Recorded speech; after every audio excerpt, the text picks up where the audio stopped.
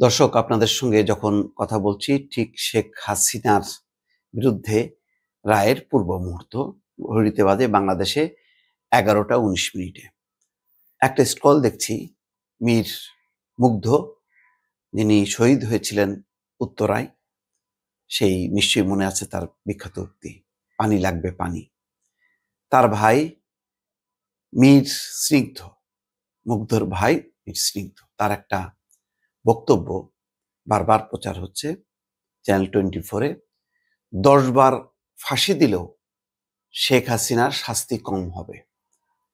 তার মানে বুঝতে পারছেন যে জুলাই হত্যাকাণ্ডের যারা শিকার হয়েছে, যে 1,500 মানুষ, তাদের প্রত্যেকের স্বজনের, প্রত্যেক আত্মীয়, প্রত্যেক তার পরিবারের সদস্যদের একই বক্তব্য।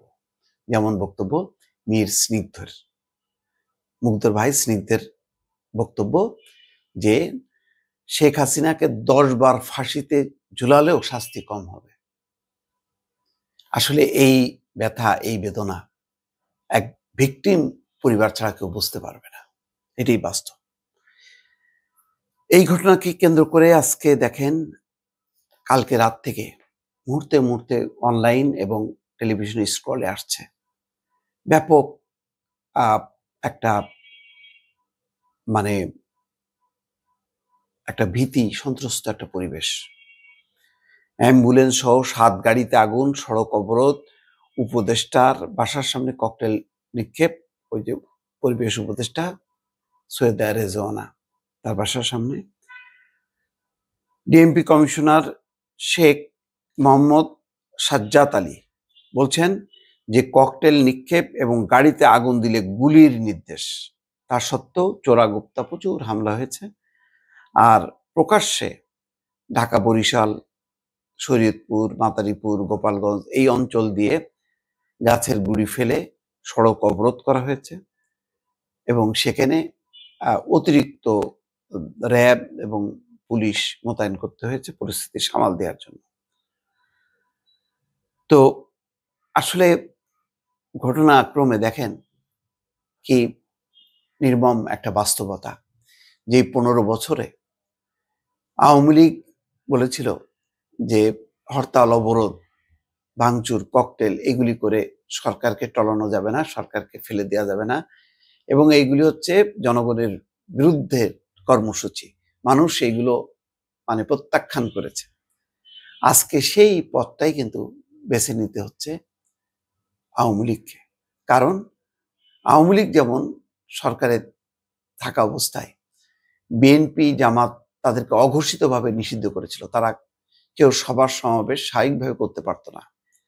মাঝে মধ্যে পেরেছে, সেইটা একটা তাদেরকে শোডাউন করতে হয়েছে। কিন্তু এইরকম গণহত্যার মধ্য দিয়ে তো আর আওয়ামী লীগ, বিএনপি বা জামাত কোনো কর্মকাণ্ড করেনি। ফলে তাদেরকে নিষিদ্ধ করা সেটা সম্ভব হয়নি, যার ফলে অঘোষিতভাবে তাদেরকে নিষিদ্ধ রেখেছে। এবং নিষিদ্ধ করার কারণে ওই সময় দেশ জুড়ে নানা রকম অগ্নিসংযোগের ঘটনা ঘটেছে, ককটেল বিস্ফোরণ। যদিও বিএনপি, জামাত বলেছে এগুলি বিভিন্ন এজেন্সির মাধ্যমে করিয়ে আওয়ামী লীগ সরকার তাদেরকে দুর্নাম করেছে, বদনাম করেছে, এবং এটাকে কেন্দ্র করেই শত শত মামলা দায়ের হয়েছে। আজকে যে ঘটনাগুলো ঘটছে, কালকে রাত থেকে অ্যাম্বুলেন্সে গাড়ি আগুন দেয়া, তারপরে গ্রামীণ অফিসে, গ্রামীণ ব্যাংকের অফিসগুলোতে, ব্র্যাকের অফিসগুলোতে, বিভিন্ন জায়গায় যেখানে তার শক্তি দেখানো দরকার বা ক্ষমতা আছে সেখানে সে দেখাচ্ছে। তো এই কর্মকাণ্ডগুলো তো বিরুদ্ধে 15 বছর প্রচারণা চালিয়ে একদিকে সফল হয়েছে, মানুষ এগুলিকে সমর্থন করেনি। আজকেও কিন্তু এটা সফল হচ্ছে না। আর এটার মধ্য দিয়ে শেখ হাসিনার বিরুদ্ধে রায়ও বন্ধ করা যাবে না। কারণ রায়ের পক্ষে শত শত পরিবার, শত শত মানুষ এবং একাত্ম মানুষ, যে এর বিচার হওয়া উচিত, দৃষ্টান্তমূলক বিচার হওয়া উচিত।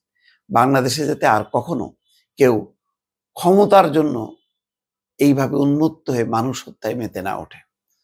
এটাও একটা শিক্ষা দেওয়ার দরকার ছিল।